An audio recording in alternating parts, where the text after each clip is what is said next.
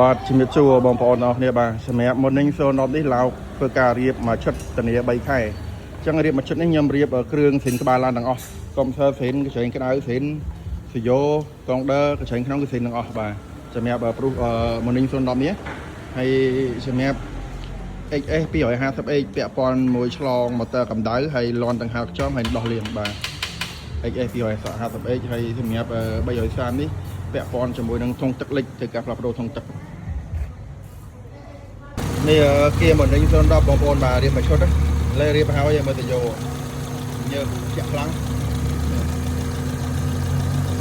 យ៉ាមកដល់ហ្នឹងបងនេះខាងនេះផតបញ្ហាកុំព្យូទ័រផ្លាស់ប្ដូរកុំព្យូទ័រហើយនឹងដូរកញ្ច្រែងក្តៅនេះតតរត់បានតិចតជន់ហ្គាបានតិច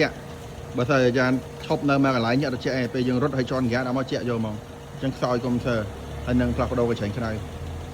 អូខេបងប្អូនបាទនេះកុំព្យូទ័រ Ford Ranger នេះបងប្អូនបាទយើងដាក់ថ្មីស្រីហ្មងណាកញ្ច្រែងក្តៅរបស់វានេះកញ្ច្រែងមកទឹកដូចខ្ញុំបានបញ្ជាក់ចឹងឡាននេះ